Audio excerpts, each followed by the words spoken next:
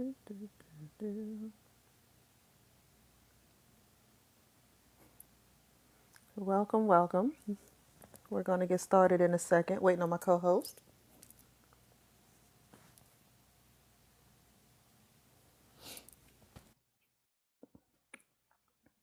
I am here. It always has a lag of 1 minute for me for some reason. Oh, for real? Yeah, Oh, man. Well, glad you're here. absolutely. So we are going to get started. And I know I didn't tell you today's topic while we were just talking. But today's topic is entitled Credit, a Tool for Empowerment or Enslavement. Mm, credit. That's the Okay. topic today. So we're going to do our introductions. For those who don't know and will catch us on the replay or here live with us, my name is Monique Macklin. I am the founder of The Credit Lady. I've been in the industry for over 27 years and I work with people who earn $50,000 or more on average. And I work with them to help them make, manage, and multiply money so that they can begin to create the life and lifestyle that they desire to live unapologetically.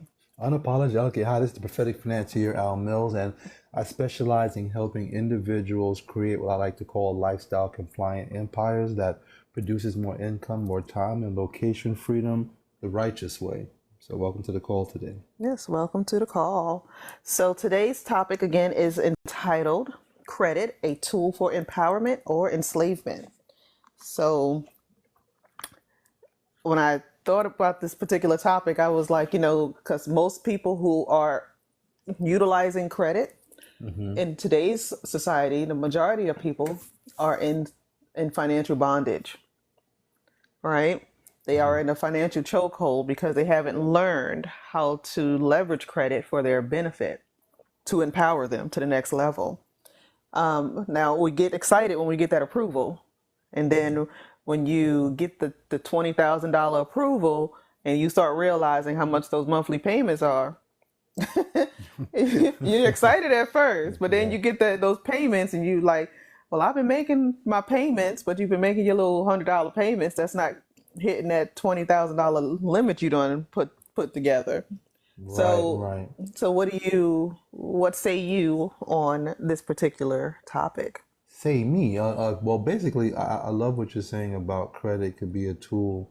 Well, how do you make it a tool, first of all? I mean, I think culturally in society, I mean, on a whole, have never looked at credit as being a tool.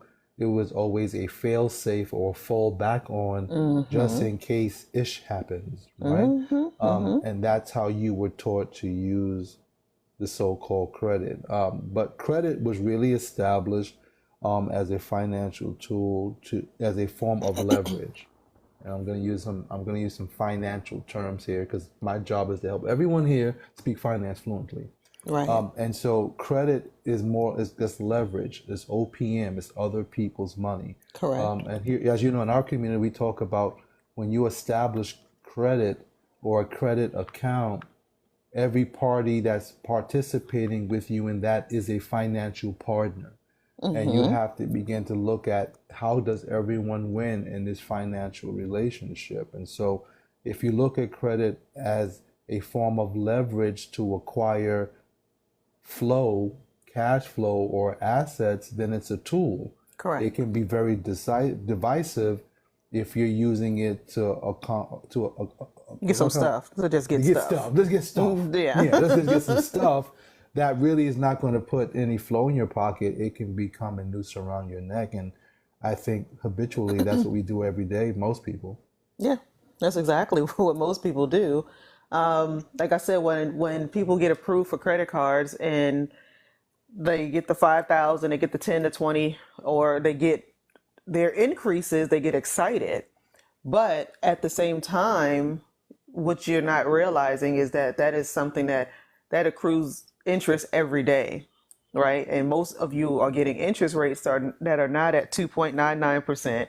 You might get the little introductory offer of like 0% for a year or two or something like that, but your credit has to be there in order for you to get that, right? So that's not always going to be the case. Most people have an interest rate of about 18%, to be honest with you.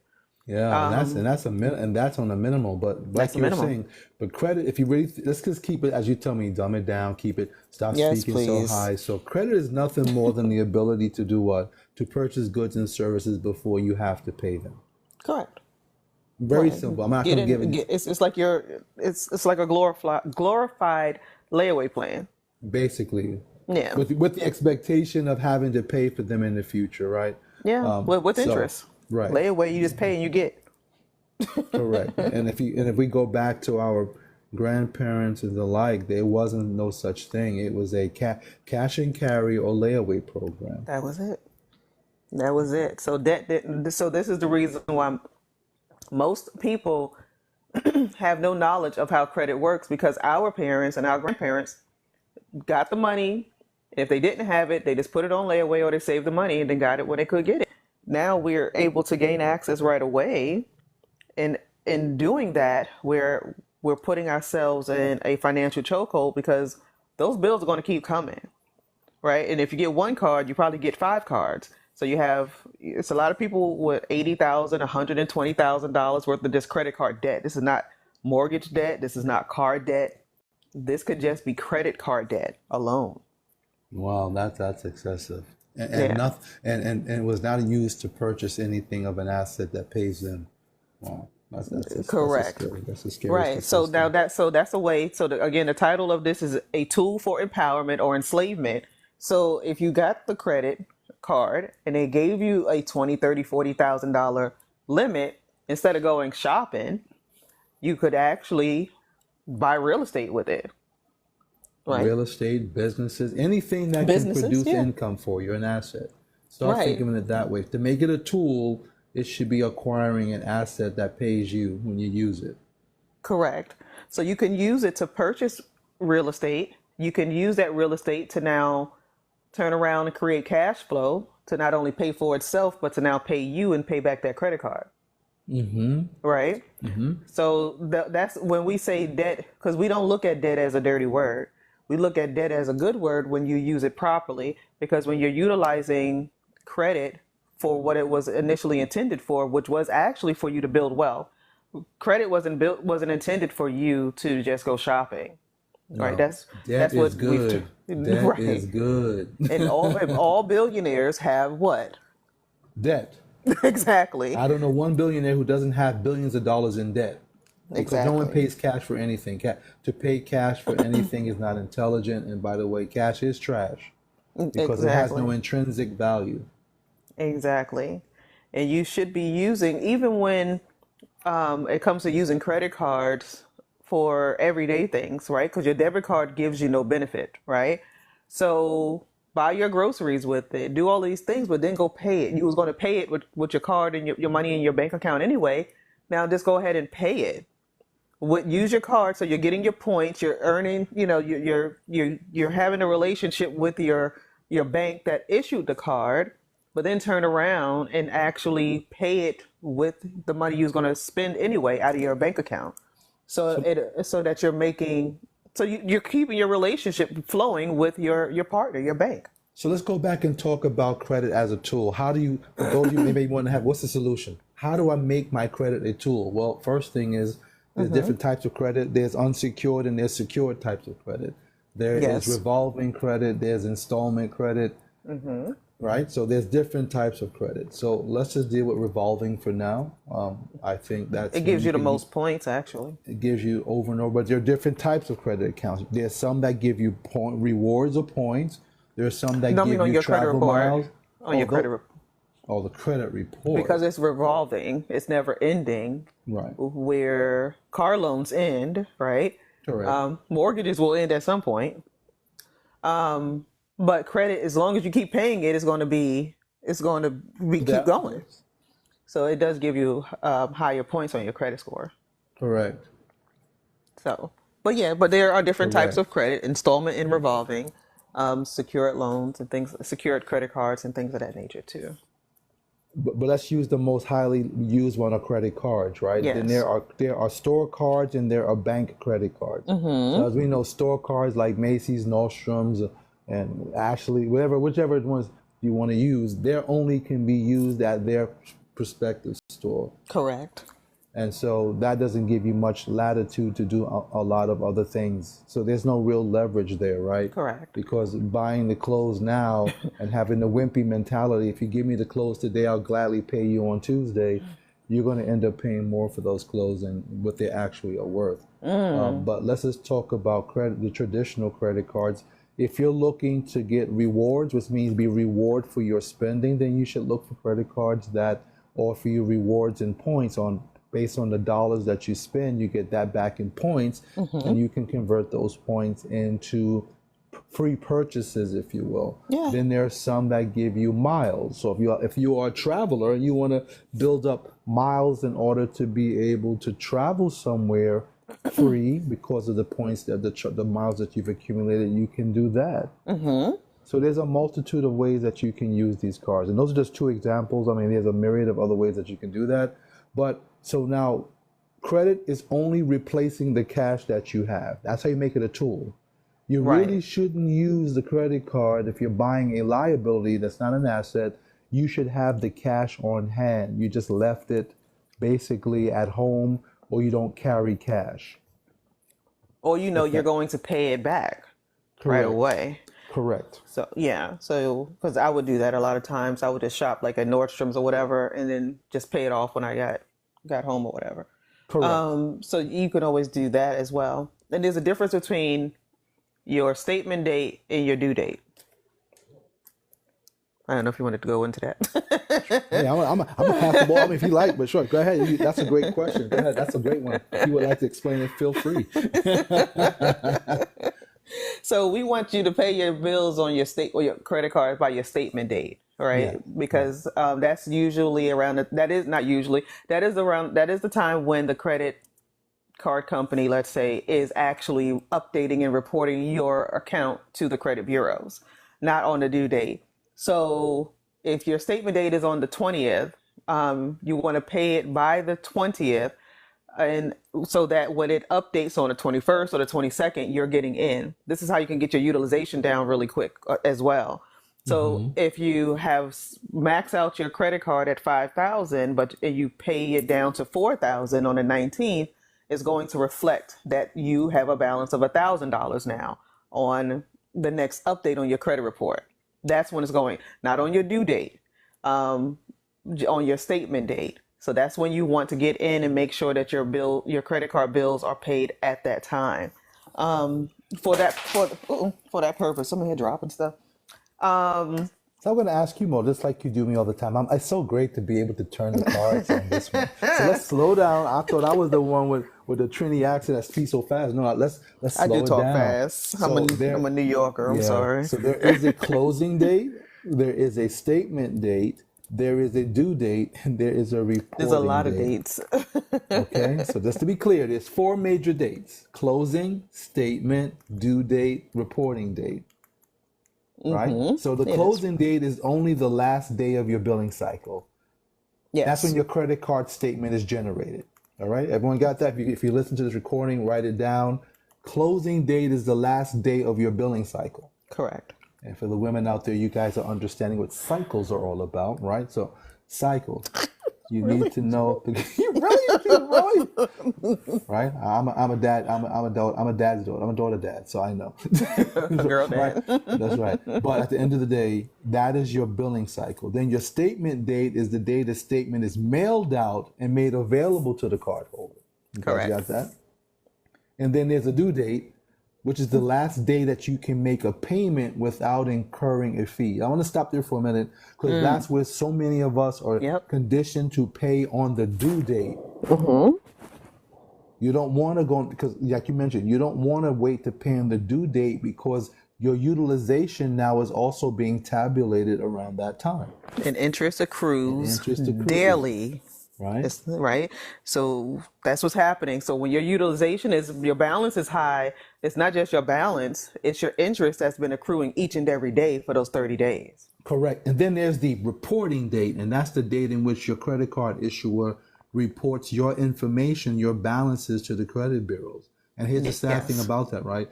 Most of the time, your statement does not reflect what that reporting date is.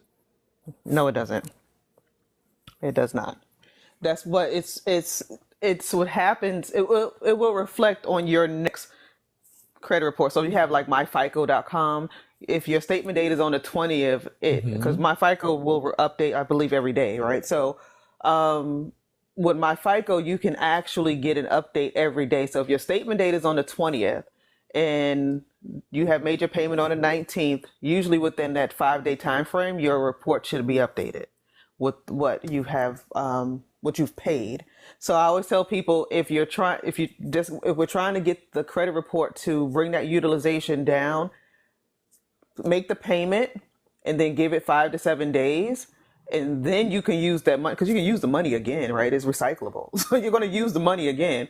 It's just that we want the reporting to reflect that your utilization has been brought down so that the credit report can now be effective for whatever you're trying to do next. Because if your utilization is out of whack, your credit score is going to drop because your utilization is too high. And the maximum utilization for personal credit cards is, and drum roll, is 30%. 30. That's what they say. But I always tell my clients to keep it between 10 and 20 to That's be on the safe that's side. really effective if you're over 720 FICO score. That's when those algorithms change. But if you're under 720, 30%, it's not gonna injure your credit score at Yeah, all. it's not going to injure it too much. I just saw when I was doing my own personal credit that when I went under the 30%, when I was testing myself out, when I went under 30, my scores went up higher. But Yeah. yeah, it's Yeah. it's Oh, it's that is the definitely true for sure. I mean, the lower, the better. Now, people say, well, why is that the case? What's the sense in having they give you a $10,000 credit limit and I can only use 3,000? That's a misnomer. That's not true. You can spend you can spend the charge whole the whole thing. 10,000. You just can't run a prevailing balance of 3,000 after your billing cycle. Correct. That's all that means. By You your can. statement date, pay off that seven. That's all. That's all that means. See, but people think about like, oh well, I can only use 3,000. No, not true. Not true at Right. all. No, no, you can use, because there's cards out there with higher limits, of course, and then if you have American Express or Black cards and things. Well, Black American Express doesn't report. Look, Al has those things. I don't have a Black card.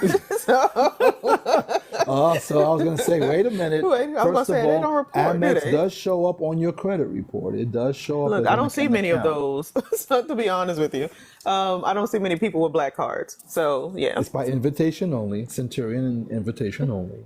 okay. You gotta be Yeah, willing to, I you have. gotta be I willing to haven't. spend a I quarter of a personally million. haven't graduated to a Black card. So yeah. And there's a multitude of black cards. So yes, you can get involved with Yeah. most of those.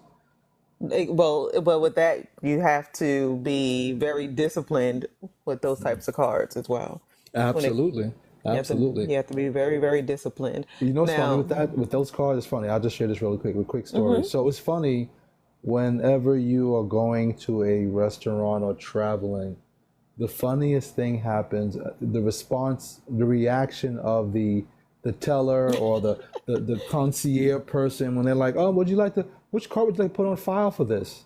And you drop the metal card on the countertop. You see, like they kind of step back, like, "Oh." I know that's And they right. ask the question, would you like to upgrade your room? Because when you have certain membership privileges, you can upgrade to presidential suites and things like that at no additional charge Exactly. because of your membership. Now, Membership has its benefits. I don't pay interest on those money though, but the That's true. membership fee is hefty for Black Card. Now, Q just posted. She said, "Well, I need to be invited over to the Black Card Club." She said. Well, you first let me just share. You first thing to make it a tool, you have to have one of the American Express cards, primarily a gold or platinum, for at least 2 years, and you got to show a certain amount of a charging capacity that you've used the card a lot in order for you Okay. to get the invitation. But for those of you in the community, I can show you how to engineer that to get one. It's not that difficult at all. No, because you gotta be. Well, in order to get a Black Card, you gotta be spending at a certain level. Anyway, right? That is correct. Yeah, that's it. Yeah. People buy houses with those things and all kinds of, they buy cars or fleets of cars and put them to work for themselves. So there's ways that you can still utilize it and have it pay for itself. So let me give you guys an example. So for those who are interested, when you come to the community, you have to spend at least a half a million to a million annually on your American Express cards to even be invited. She said she uses American Express for her business. Okay, perfect. So we got to engineer you up to a half a million, and we can do that through manufacturer spins, and you'll be able to do that. But we'll talk definitely more about that. So yeah, so there's definitely ways that you can use credit to empower you. A lot. It's just sad that because most Americans, most people, because we credit is used everywhere, right? Credit cards, don't understand how to use credit properly, and that's when the enslavement comes in at that point, because now you're working and trading your time for dollars to pay for stuff. I talk to people all the time, and they are so frustrated because of the credit card debt. They're looking to do things like debt consolidation, or they're going to go into that, what is that program where you stop paying and for about a year, and they say that the debt No, negotiation or that's the something. debt negotiation. You know, Yeah, they yeah. burn your credit. They burn your credit. They have you pay a minimum payment to them every month, which goes in a slush fund, and then they have their own debt purchasing company on the back end. And as you charge off your current accounts, they go and buy the debt at cents on the dollar, and then take it out of the money that you have in your escrow account with them. Such a vicious cycle. Yeah. So you're thinking they're doing you a service, but they're doing you a great disservice, because they're going to burn your credit up. Because they're going to tell you to stop paying immediately, because if you're not paying, it allows them to be able to swoop in and buy the debt, become the third party buyer, and get it and for then pennies on a satisfy dime. and then satisfy it with the money that they agreed for you to do. So maybe I Right. should give an example to that. Maybe people need to see a mathematical example if you don't mind. So let's say you have $50,000 in debt, and they tell you stop paying all of your bills, and it accumulates to 75,000. Everybody's charged off now, and they'll tell you, I can sell. We're gonna have you just make the minimum payment of 30% on your debt. You're gonna pay it at 30 cents on the dollar. We're gonna negotiate that on average. So they will give you a quote at 30% of either the 50 or the 75,000, right? So, Right. and based on that, but then now their debt buying company on the back end, their affiliate company, goes in and buys consumer debt at 10 cents on the dollar for defaulted paper. I know, Yep. because we're in the paper game too. That's one of the things that we do in the community is buy debt. And so they'll buy that 75,000 at 10 cents on the dollar. When you were paying 30 cents on the dollar. Correct. And then Right. they take and the money accumulated there in your reserve account with the debt negotiational company. So they already have your money, and Right. then they're negotiating to buy the debt, knowing how much money you're going to pay for it. So they create a windfall. Wow. That's how it's done. It's legally, that's It's legal, and that's it's ethical. legal. It's definitely legal. So so a lot of people are struggling. Credit, the credit game is just what I just said. It's a game, and you have to learn how to really play the game with it, because a lot of people will stress themselves out over those three digits on their credit report, to be honest with you. And that's my business pretty much. So, but people will stress themselves out. I have clients who say, "Oh, I look at my credit score every day." And I'm like, "Why?" It's the profile, baby. It's I mean, it's really stressing themselves out.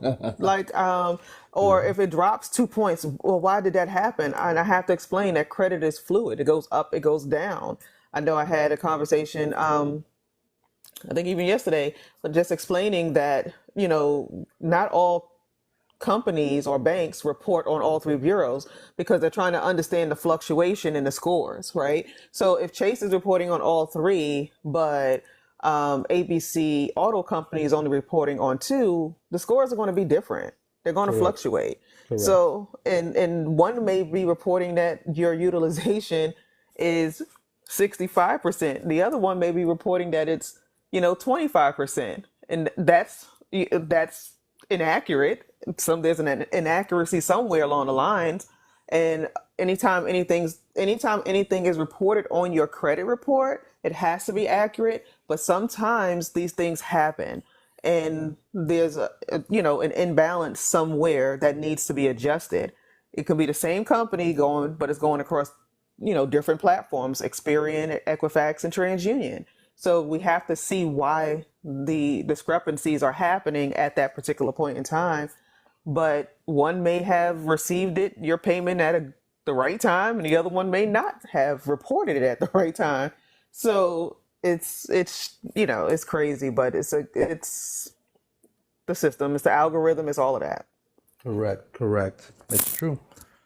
That is very true. So so when it comes to other ways of empowering people through credit, what would you say? We talked about buying properties, leveraging credit to buy properties, to just create cash flow, to start businesses. You can do all of these things through credit, that can actually empower you if you're learning to do it the right way. Most people do it the wrong way because they were never taught how to actually use credit. Right. So we have to unthink the way that we utilize credit, and we have to have a strategy, right? On your see, there's a personal and a business side. So there's a personal profile, and then there's your business profile.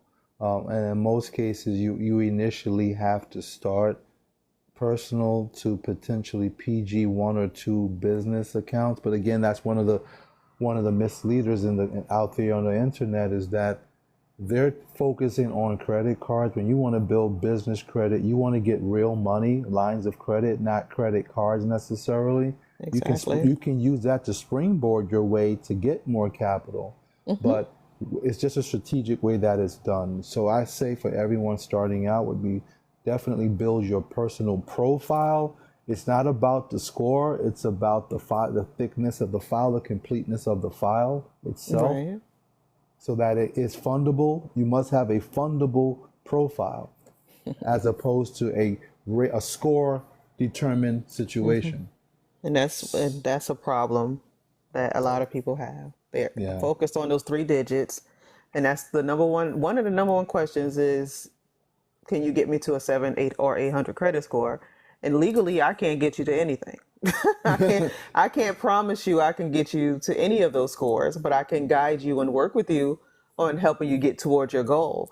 But I will tell people all the time, because we do funding as well, I've had to decline 800 credit scores and approve 680 credit scores, or even 660 credit scores, because the file was stronger. What's funny, credit scores are like SAT scores, right? You get 300 points just for having your name on a credit profile. Exactly. Your name, your address, your phone number, your employer, you get points just for that. And so, And you need to make sure that that's accurate across the board too, correct, by the way. correct. But however, you could have only one or two trade lines on your personal credit report and have an 800 score. And Exactly. those limits could only be a secured card for 250 and another regular card for 1,000, but you got an 800 FICO score. Yeah, but you think you're in the money. You think you're bowling. No. Banks follow the leader. Just be mindful of that. Remember what I'm saying to you. Banks follow the leader. So they'll look at your current credit high from someone else, and they like to mirror that no matter what you put. This is true. They follow the leader. This is true.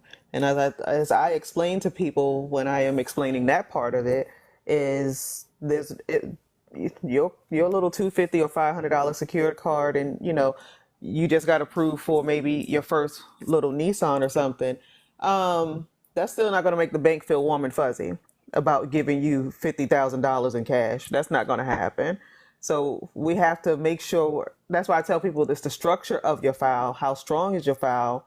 How, like he said, how thick is your file? Because they like to see at least like 5 to 7 accounts, good reporting, active accounts that are reporting before they will give you the bigger numbers. And if you can't handle the bigger number, and a minimum of 2 years exactly. credit reporting history, ideally 5, but minimum 2. At least 2 years. So you want to be mindful of all of that information as well. It's not just the number. People think that banks are approving on a number. They're approving on the file, the structure of the file, how if it's 2 years or more of credit history, or how has your payment history been for the past several years, those types of things. We understand that life does happen to people because life be lifing sometimes, right? But you still have to at least have a good 24 months, because when I look at a credit report, I'm looking at the 24 months, the most recent history. to see where we can go with you, if we can help you when it comes to funding, if that's your goal. And we don't always like to go straight for funding because a lot of people want to get access to capital and they don't have any capital themselves to pay back the loan. So, Another thing I'd like to add to that, when you're yeah. talking about how to use credit as a tool, some of you will never hear this, but this may be the first time you've heard this, but there's something called a wealth score. Not just a FICO score, but there is an internal Intellis wealth score where they determine different ways how to measure your financial health and your wealth. So just to kind of give an example, because I'm not going to go too deep into it because it'll take you down a rabbit hole. But your zip code that you say you live can put you in a particular wealth score. Yep. Now, it is illegal to redline you based on your geographical location. Right. But in the credit rating system, you could have two people who have the same identical score and even profile, and but live in two different zip code districts, and they both go and make the same amount of money, and they'll both go and apply at the same bank for a particular loan or credit card, and they will come out with different credit limits. Yep. And that, Exactly. the underlying layer to that would be because their wealth score, a person doesn't know what their wealth score is. So there's 60 other agencies or data points that most people don't know about that keeps a lot of other things based on your score. Now, when he says your zip code, so if you live in Baltimore City, I'm in Maryland. So if you live in Baltimore Lord of City, and that's your zip code, versus your zip code in Northern Virginia, let's say, you say you could say I live in Baltimore City and I earn 175,000 a year. That zip code doesn't equate to that. The Right? AIs are going to be like, does not They're compute. gonna be like, The yeah, math is okay. not mathing. Right. They're gonna be like, yeah, okay. You living Right. in the wire with 150,000 plus? Yeah, okay. So You stupid. downrange? So, but this is how the system is actually looking at you, and it's not that somebody in the city doesn't earn that kind of money, because they possibly can, but they're gonna believe it more of somebody out of Northern Virginia or Upper Marlboro before they will believe it out of Baltimore City. So that person in Upper Marlboro may get approved for 100,000, where the person in Baltimore might get approved for 50. And I've seen that happen countless times because people don't understand a wealth quotient score. And those are some of the things that in the community advanced trainings, you learn how to build your wealth quotient score, Yep. where you're able to qualify for higher limits. Yeah, and you can get a zip code, and you can definitely get a zip code in a more affluent area. So you can still live where you want to live, but if you want to make sure your approvals come out the way you desire them to come out, you can get a zip code in a more desirable area. There's ways you can definitely do that. So as you guys And can see, it's a so yeah. science to this, right? It's a science to this, and you have to be around individuals who understand the science. Exactly, Q. It's all about demographics. Um, what was another thing I was just thinking about when it came to credit? Because a lot of people make a lot of, what is that one thing that people do? Because I have a lot of different examples that be flying through my head when you're talking. So I was thinking about the zip code thing. You just brought that up, and it's something else. But go ahead. I'll let you. Okay, well, Let's talk about enslavement, because I want to get back into the okay, yes. enslavement side of The things. enslavement side, one of the biggest fallacies is the 0% APR for 12 to 18 or 24 months. That is a Yeah, marketing tool. it is. Okay, so And people forget about that zero. we talked about the different statements, right? We talked about closing statement, due date, billing statement. We talked about all those different things. Yes. When you obtain a credit card, well, let me give my disclaimer first. I'm not offering financial, tax, or legal advice. This is purely for education and entertainment purposes. We should start with this. And we're sharing this with our family and friends. And so when you are applying or approved a 0% interest card, what that is saying is that the daily accrual is not happening, but there is always a minimum floor payment that has to be made. And the Mm-hmm. floor payment means what is the minimum based on the balance that has to be paid that doesn't have the additional interest on top of that.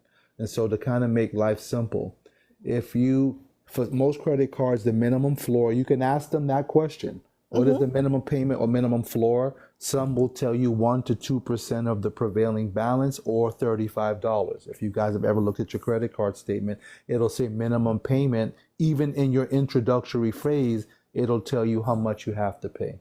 Right. So many people think that they believe that 0% interest means they don't have any payments until 18 to 24 months. I've had that people call me and tell me, why am I having to make a minimum payment if it's 0% interest? Because there's a floor payment that still has to be paid, They still want something from you. right? Mm-hmm. And so that's one way, that's one of the things that enslaves you. And so that payment that you are making, is it going purely to principal? No, Not at all. not. Not even touching the principal. Maybe $1 or two. So people think that this is free money. And I hear the marketer say, oh, you're getting free money for 18 months. No, nothing's free in the Oh, world. Nothing is ever free. they do say that on those little podcast things and stuff. I do hear that. It's not free money. It's never free. Now, what makes it, how you can turn it into being free is you have to master the art of leveraging that credit Mm-hmm. line during that period that you can deploy it into something that's going to produce fast returns, and then you can pay it off, the balance off in its entirety. Then you don't have to play that minimum payment game. Mm-hmm. So Yeah, that's one of the enslavements. That's one of the enslavements. it's Zero definitely. percent interest does not equate to no payment or doesn't have a cost. Well, yeah, I was reading what Q wrote, but yes, Q, you can definitely refer people. I was going to talk about business loans in a second. One of the things I also wanted to talk about in regards to payments, period, like your credit card reporting late, or you say your credit card. Let's start there, or your car loan, or something like that. When you get a 30-day late, it's not actually late until 60 days. So, and I say that meaning if your payment is due today on the third on this month on the 30th, you can't pay. But if you don't pay it by next month on the 30th when it's due, that's when it hits your credit report, not this month. So you still have time to get the payment in, because people will call me about that. It never hits your payment. You're late. You're late technically, but if your payment date is your due date, we talked about statement dates and due dates. If you have not paid it by the due date, the day after that is day one. So your 30-day late is not until, you know, 30 days after that specific due date. So you technically have time to get your payment in before it hits your credit report as a 30-day late. So just to give people some sort of, an idea of that, because you had the whole month. So they had 30 days to get it in.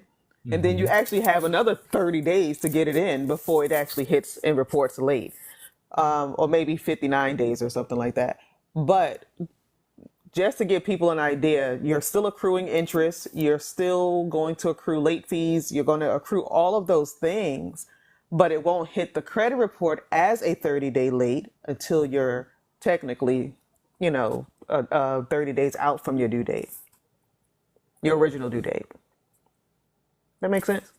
Makes a lot of sense to me. Makes a lot of Okay. sense to me. That was one thing I wanted to make sure people understood, because people will call me like, "Oh, I'm 5 days late. I'm going to get this hit with my credit." I have to explain that whole process of how that actually works. But you do have time to get it in. You're still going to accrue all of those fees and things of that nature. So try to just get it in before that, say, 58th, 59th day, so that at least your minimum payment, if it's a credit card, try and get it in.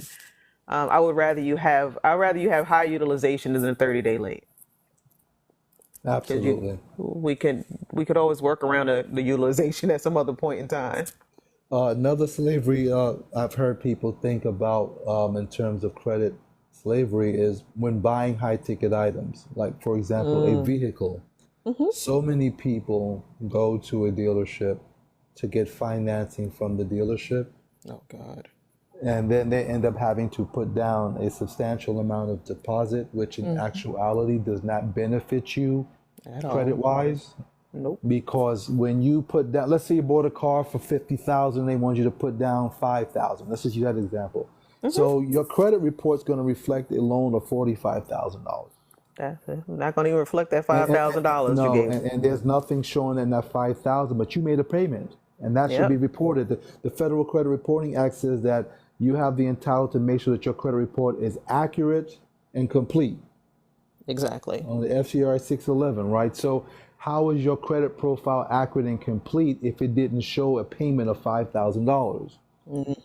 So what I recommend, and this is again, this is a gem. It's a gym. This is that normally happens in our community. When you're buying a vehicle and you're going to use financing from the dealership, if you will, tell them you're not putting any money down, except for taxes and tags. And then your first payment that you make on the loan, drop the $5,000 down then, Right. because then it will reflect a payment of 5,000, and that actually boosts your credit tremendously. Because now your loan of 52,000, because when you add up all the little fees and interest, That's now true. they see you made a $5,000 payment on that. The balance drops down, and it shows good payment history. And That's how you can boost your scores a lot too. ex- exactly. Now the other thing is like he just said, you don't have to, because most of the time you go to these dealerships, they will fight you tooth and nail to put money down. So I have in my, my daughter and son-in-law and people I talk to, my clients, I teach them to just go through their bank, right? Because most people, when they go to the dealership, they're going to get their credit file shotgun, especially if your credit is not where it needs to be. You're going to get 5, 10, 20 inquiries, and they'll tell you, oh, it doesn't matter because the credit bureaus are only going to see it as one inquiry, and that's a lie. That's a lie. And you're going to have a whole bunch. I've seen people, the most inquiries I've taken off a credit file is over 200, like 211. So, Mo, let me ask you a So, question. So you're telling me a person walked their happy selves into Joe Blow's auto dealership with a 700 FICO score and leave out with a 550? no, they didn't walk in. They didn't walk in with a 7-0. They walked in wildly with a 550. And left out with a 325? Is that what you're trying Exactly. to say? Exactly. And this is another Wow. clue that people, when you walk into a dealership, the salesperson, F&I manager already know you have jacked up credit when you walk in and say, all I want to pay is $500 a month. All I want to pay is $600 a month. They already know you got jacked up credit. So they know they got to go to their subprime lenders to get you through, because people with good credit don't care. They don't talk about payment. They talk about interest rates. So that's they know what type of time you're on as soon as you say, I don't want my payment over no $600 a month, right? And then you walk out of there with a 2017 Nissan Altima for seven for And what's our mantra in the 16, community? What's our mantra? He who speaks money first will always. always loses. So you don't go in telling them what you're willing to pay. Let them make you an offer. Let them make you an offer. So the way that you even get around going through that whole process, if you are with a credit union, like with Navy Fed or somebody, what you do is you go in and get your approval through them. They will Correct. send you your check. Guess what? You didn't put not $1 down. And then you go to the And you dealer go to the and you dealership and negotiate a cash purchase because you got you cash. got cash. Now you negotiate your cash purchase, and then you go on about your business. Not That's once did it. you put any money down. You That's it. don't have and you didn't get 29 inquiries at the same time. Oof. So yeah, so that's That's that's the slavery. way That's you buy slavery. a That's that's the way credit you buy a slavery. vehicle.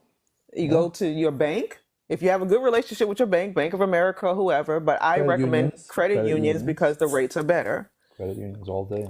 Yeah, you go to your credit union and you build your relationship with your credit union, because not only do they look at your credit score, but they also have their own internal credit scoring as well. So if you have a relationship with them, know who your banker is, know all of these, have conversations with them, go there and talk to somebody so that they know who you are when you need stuff. And that way they can help guide you and point you into the right direction for the right products at the same time. Correct. But you don't want to just be a number. You want to know, John Smith is my banker. I want to go speak with John Smith. And John gonna hook me up like he did the last time. Well, Okay. people don't realize there's a multitude of different FICO scores, right? Like, for example, FICO 8 is the most primarily used model, and that's basically for people who are buying houses and doing Houses. things of that nature. There's a FICO score for auto scores, Yep. FICO 5. I So think I think my FICO has, I think, 27 of them. there's different, 27. right? So there's different FICO scores, right? So there's FICO 9, which is auto. It's FICO. Then they have FICO 8 for bank cards. So you see, until you know the ins and outs of this, Yeah. you won't know how to manipulate and play the game. It's not a one application cure-all scenario. This is why we have to sit down. You have to sit down with competent counsel. A wise man always surrounds himself with wise counsel and strategically plan out actions. I'm going to Yeah. just encourage the listeners who are following our show. Stop reacting and learn how to respond. There is a Right. difference. It's a big difference. We respond after gathering data. Never date without the data. Right. But that's the purpose of dating in the first And to place. get the data, right? Gathering So data. gathering data. So you just don't jump into the relationship, maybe financial or the like, without getting the data. So we should always be in collection mode. Yeah. Listening mode, learning mode. And for people, there's also a way in speaking with the vehicles. If you have gone to a dealership and one client told me he put $10,000 on a car one time. Um, Ooh, 10,000 on a car. Jeez. all right. He told me he You had to could make an investment with that 10 G's, and then the investment will pay for the car. See, pay for the again, car. in the right order. Exactly. So he did that. And, but you can actually get your money, you may be able to get your deposit back, right? Because if they did not, Al said, if they did not report it properly on your credit, then they have withheld information, which is a violation of the Fair Credit Reporting Act. So, if you are somebody who did make a deposit because for the most part, to be honest with you, that deposit that you're making is going in the pockets of the F&I manager and the salespeople. It's not going Yeah, that's towards, their money. That's their that's money. not that's not going any, it's not, when they're asking you for that down payment, it's not going towards that purchase that you're really making. They're asking that so that's their bonus for helping you get this deal done. And they're making it seem like I can't do this unless you put 5,000 down or 10,000 down. It goes into their pocket. And that's just the truth. I know. Because the bank loses the contract, and the bank is never Yeah, auto lender is never lending 100% of the value of the car. exactly. And the auto dealerships are not. They're selling you the car with a markup. They have an Correct. MSRP. They have their spread, and they already know how much they're going to make based on your finance. Correct. It was even my daughter brought a car last year. I know I told you this story, Al, where she already had her check from Navy Fed, right? And when she Right. went to a dealership here in Maryland, they kept still trying to get her to Run her credit? run her credit. And I was Absolutely like, not. I was like, and that's my daughter's favorite word. Her favorite two words is absolutely not.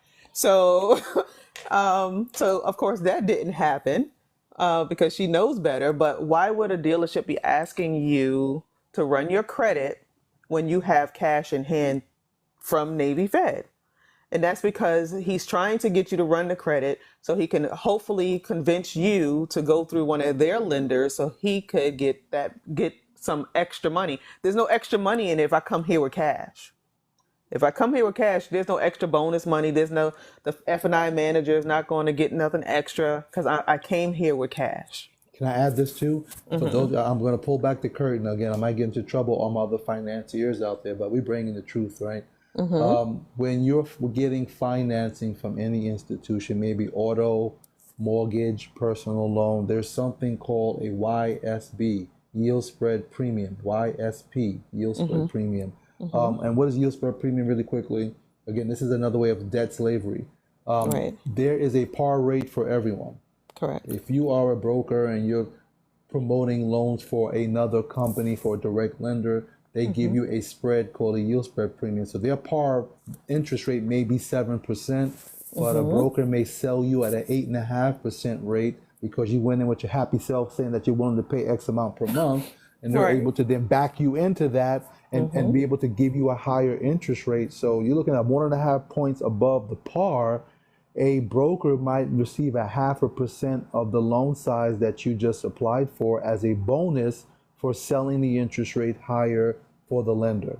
Exactly. So we're talking high level finance here, but these are the things that we empower you with, in our community. So be mindful of Exactly. that. So yeah, so what's happening is if they get you to go at an 8% rate, let's say, they're going to eat a little bit better because they sold you. They're in the business of selling money, right? You think they're in the business of selling you a car, but they're in the business of selling you money, selling That's right. money.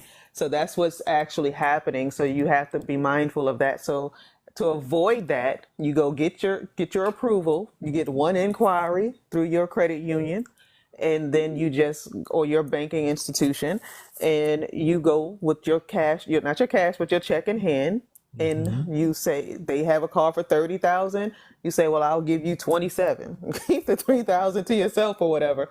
So you I don't can. want no extended warranties. I want none of that. I don't want Straight, none of that. none of that. Zero. Yeah, Zero at because all. that's another thing they're gonna try and sell you on those other things. Okay, so you came here with the check. So the only other way I can get some money out of you is to sell you this high warranty and all this other stuff. So that's what's going to happen. So you have to be mindful and try because you can get your own warranty right on the Absolutely. outside. For six Yeah, hundred dollars, you can get an additional 3 year coverage. It's very yeah. simple. Yeah, very You don't simple. you don't have to get that through them.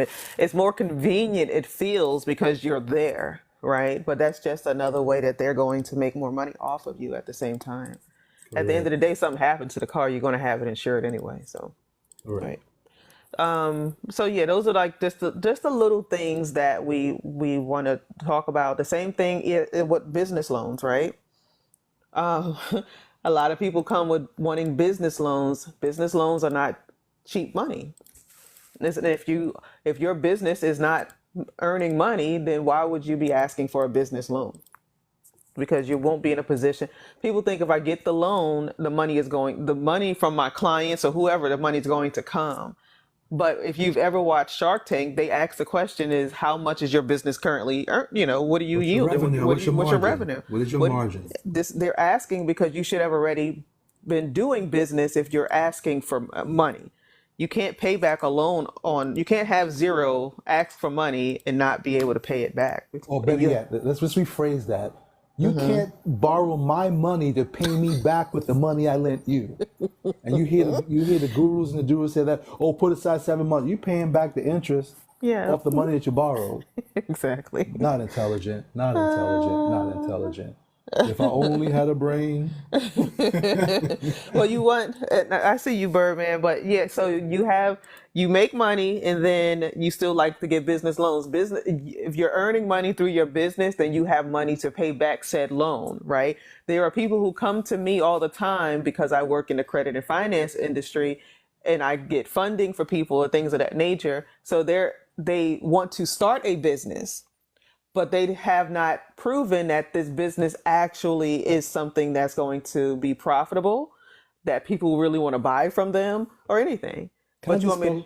I'm sorry. Can I just dispel a myth that most people young in business don't understand? There is a creed to being a true businessman, and here's our creed. right, Speaking from a person who owns a multitude of businesses, we get money, we attract money to do business. We don't do business to make money. I hope you guys understand that. right, And the cash flow quadrant, like Richard Kiyosaki had said, on the right side of that equation is business and investor, right? So when you're a business person, you learn how to create money out of thin air. And you correct, create your money out of thin air because you own stock. In your stock, people invest in your stock because you have a vision of solving major problems for a larger bulk of society. And for that, they want to align themselves with you. So they throw you what is called equity, which is where you raise capital. This is why you see all the major conglomerate companies, they're not going to banks and borrowing money. They're raising capital because they create value out of thin air. So that's for whoever needs to hear that. We don't borrow money. Debt that type of debt in a business that can't support it is not good debt. That's enslavement. But before, try to get equity before debt, if at anything. Right. Follow the So, blueprint of the wealthy. yeah. So, because a lot of people will get, say, $100,000, $50,000, $100,000 in business loans. Um, let's say what 8% interest rate. You got an 8% interest rate. The loans is usually going to be about 5 years. That's expensive money, right? That's expensive money, and it can cost you, well over 1,000, maybe even a couple $1,000s a month. If your business is not able to support that, it's just going to be a very bad snowball effect that you've just put yourself in. So you want to make sure that you have a business that's actually profitable, that is yielding you revenue to cover your business expenses. Most people, if they're starting a business, they don't get to reap any reward in the beginning when they're new in business, right? Because they can't pay themselves usually right away, because it's all about the business and getting the business off the ground. So you have to make sure that you are in a position to carry that debt until you can start to see some reward from it, some major And profit right, from it. right. And that's why those who get proper counsel, if you are a startup, the last thing you want is overhead debt. Yep. That's why we call it pre-seed and seed rounds, not a Series A round. And for those of you who don't know what that is, you'll learn that when we chop it up in our business matrix situation. So you have to understand how things are done. Success leaves clues. And you have to start following the blueprint of those who created billions and how it was done. Exactly. It's not just I'll get the loan and the clients will come, or I'll get the loan, I'll have the money for marketing. You have to be willing, if you're going to go in business, especially if you're just starting and you don't have a team, which you're a solopreneur at that point, you're not even a business at that point. If everything is relied on you, you're what's called a solopreneur. And you have to get to a point and a place where you're out there, you're hustling, you're grinding, you're building up, you're finding out who wants to buy from you and all that stuff. But one of the things that we honestly suggest, if you are someone who wants to be in business, is to gain access to business or acquire businesses that are already profitable, because there are thousands of businesses, if not millions of businesses, that are ready to be bought every day, that have already have a proven structure. All you got to do is plug in. And it's better to plug into something that's already generating revenue than to figure out, how do I start my own business and hope to eat off that? Because you don't know if people are going to buy into what you have, which is why franchises exist, because people eat at McDonald's, right? They Right. already, it's not the best food in the world, but over 1 billion served every day. So it's a proven concept already. ABC, John's ABC motor bike company, we don't know what that's going to do. Right. So what's happening is, back to why it's a enslavement, is that unfortunately there are some uninformed and so-called professionals out here selling debt for fast money and titling it business funding. But if you don't have a business and you don't have clarity on a plan on how you're going to make or generate business, but they're putting people in debt because of a FICO score and a profile, and there's no business yet. Exactly. This is what's enslaving people, and our people especially, Exactly. Because because we you want don't that have the microwave knowledge. minute. We want that fast money, and we want to fuel the passion that we have in our dream, but dreams don't get you paid. Another People's good problems do. example of that is during the pandemic, right? A lot of people were doing, as we talked about, the Turo and the Airbnbs. Now there's regulations on it, especially Airbnbs right now. But there were a lot of people who started Airbnb businesses, took out loans, and then they got hit with those restrictions. So and now you're still on the line for the loan. You're still on the hook for the loan, right? So So can I speak to that? See, as you open me up, I just start flowing. I'm sorry. I do apologize. And now No that sounded problem. a little double meaning for those of you. I didn't mean it to sound that way, so please forgive me. Oh Please forgive God. me. But let's look at that. People were taught to go and buy a property and they're using the model of Airbnb, right? Yep. So they basically use the occupancy rate on the average daily rate times the occupancy to come up with the average proposed cash flow would be, right? And so they base their whole purchasing of that property based on a Airbnb daily rate, whereby if that Airbnb model fails or regulation kicks in, they're in trouble because traditional market rents can't support that mortgage payment because you modeled it behind an Airbnb model. So Exactly. in our world, what we'd have taught you is you can do Airbnb, but buy the asset using what we call the 1% rule on the market rent. So at worst case scenario, if your Airbnb model does not work, you can still conventionally rent it and still be able to pay the debt. Right. Something simple as that In layman's terms, right? in layman's terms. Yeah, So when he says the 1% rule, you were going, if you're trying to do Airbnb and that's not working out, but you bought a house that was $200,000, the 1% rule is that the rent should be about $2,000. So you can still turn around and be able to afford your mortgage when you rent your property out for at least the $2,000. but in the Airbnb model, you saying that the revenue is 4,500, Right. and you're basing it on that. Look at the difference. That's a big difference. And that's why So, people are losing or having to sell their Airbnbs right now because of the market shift. and that was a fad, right? So what we try and do is focus on things that everybody else is not doing. So when we're buying businesses, we're looking to buy businesses that are boring, but are very profitable, that are never going anywhere. So, I'll ask the so question, who yeah, would love to own a toilet paper manufacturing company? You'll never go out of business. Why? because we are going to continue to wipe our ass. That's why. Ooh, we see, But there you have it. we're going to continue to do that. That's for sure. So, but But that's a yeah, boring business, though. It's not glamorous. It no. doesn't show Bugattis and townhouses and all that lifestyle, but you got But the consistent owners flow. have those things though. Correct. No, Correct. it doesn't show those things, but the owners have those things.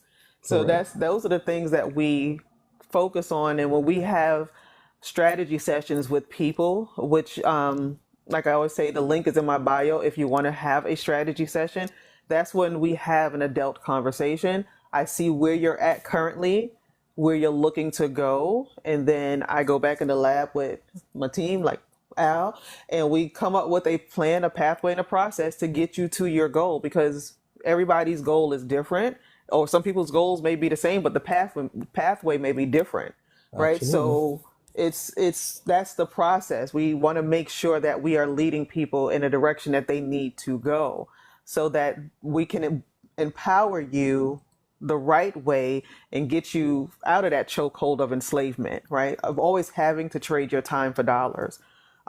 Because if at the end of the day, most people, especially if you're your own boss, quote unquote, and you have your own business, and something happens to you, there's no business and there's no money, right? So that's not how that works. And then if something happens to you on a job, your job is not inheritable for your family.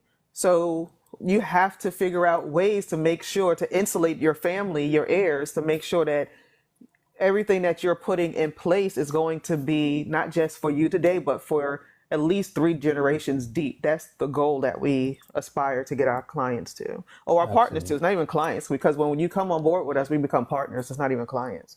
That's right. We don't believe in customer client relationships. Your success is our success, and the multitude of intelligence that you're going to receive.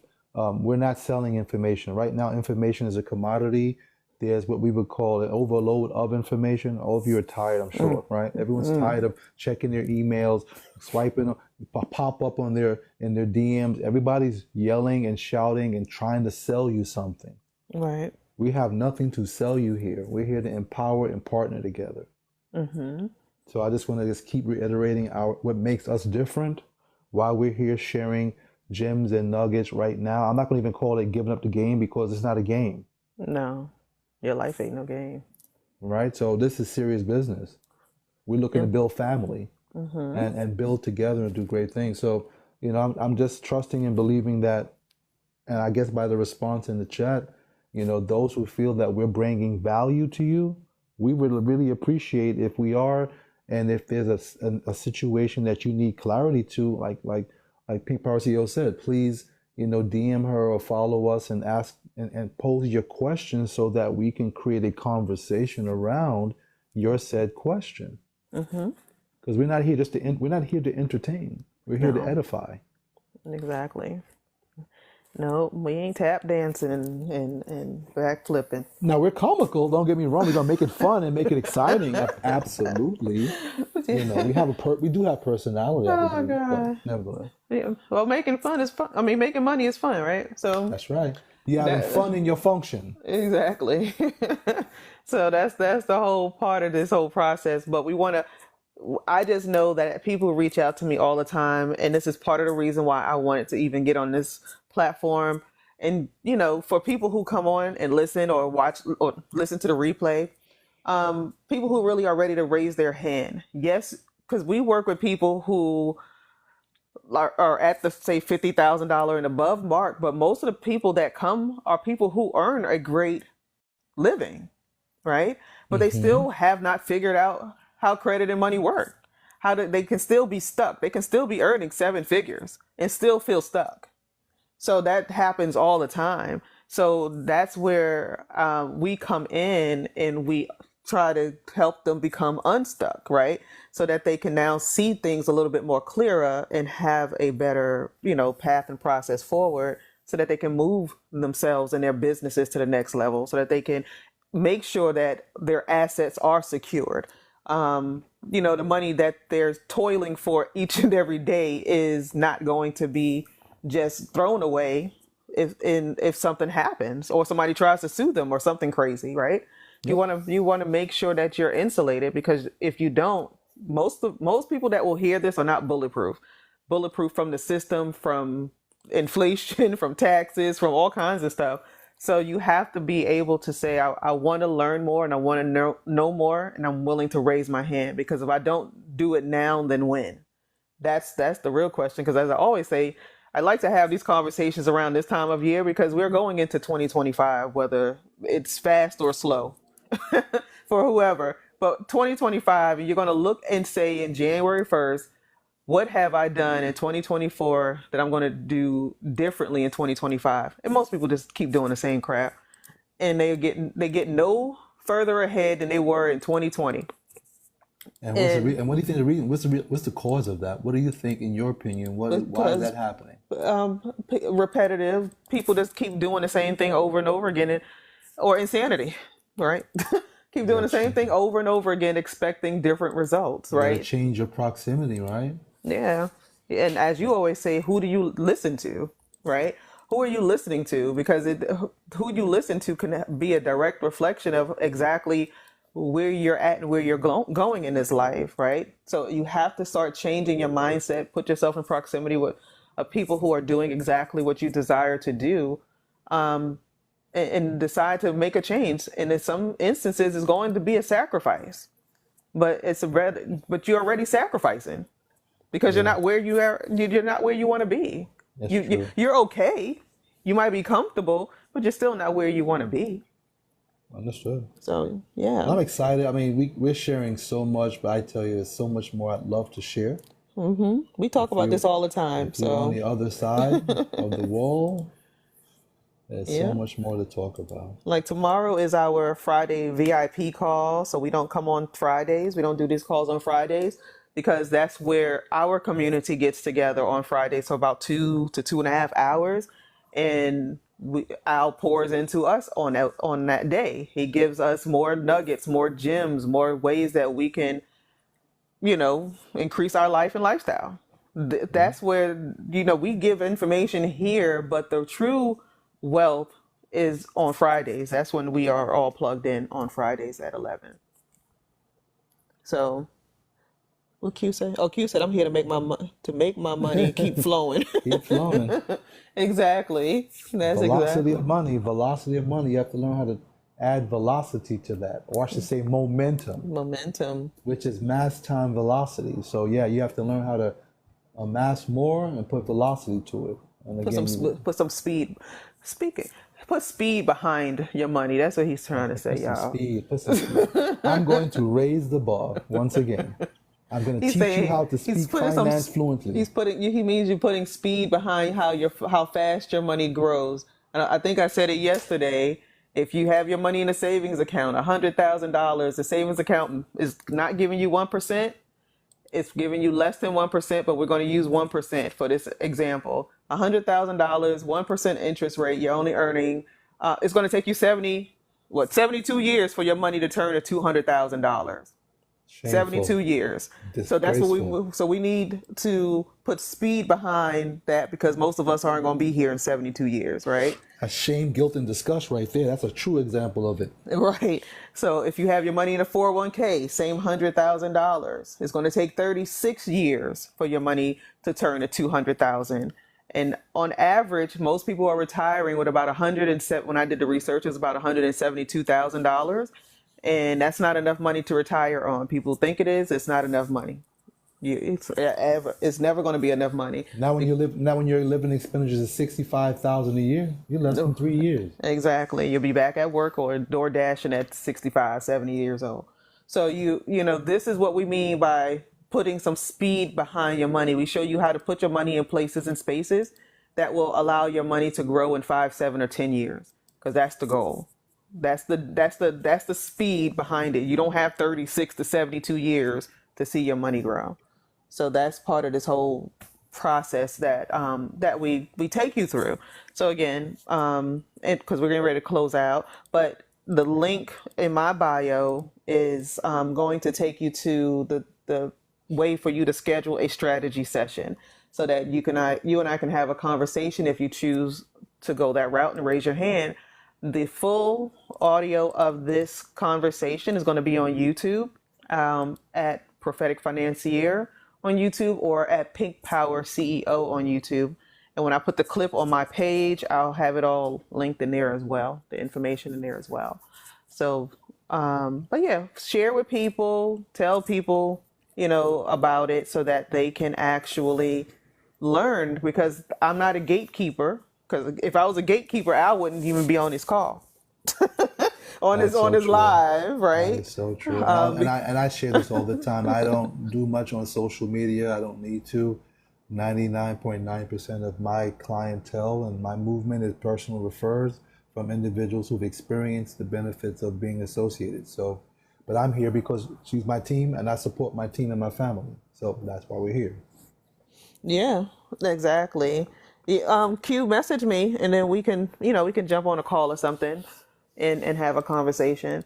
But yeah, we can definitely chop it up. Like I said, Al is like a secret gem that because we've been in communication with each other for about 7 or 8 years now. So I just know that a lot of people can benefit, and especially after hearing all of these people regurgitate a lot of misinformation and disinformation over the years, and they're leading people down the wrong pathway when it comes to loans and credit and all kinds of things, that we want to make sure that we're putting people on the right track so that they can start living the life and lifestyle they want to live Right. unapologetically, out loud, in private, however they choose to do it. But we want to make sure that they're doing it properly, because there's so many people who appear to have it all together, right? They have a great job or career, they have a big beautiful home, they have all of these things, but when they come to me, I get to see the full picture, because the first thing I always look at is credit, right? Mm-hmm. Before I can know where I'm taking you, to one of the first things that I do is I look at credit. We have a conversation, but in order for me to know the full scope, I'm going to eventually see your credit, because that's part of the process, right?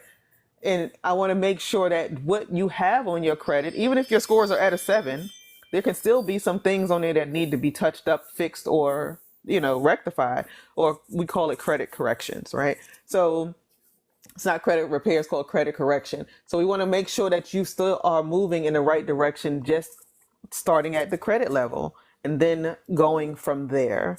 So we know what direction to take you in the full scope. We can't miss a beat on anything. We can't be like, oh, she wants to go into business and not look at your credit. That doesn't make any sense, right? So we have to know the full story so that we can diagnose you, right? We can give you the right prescription from there.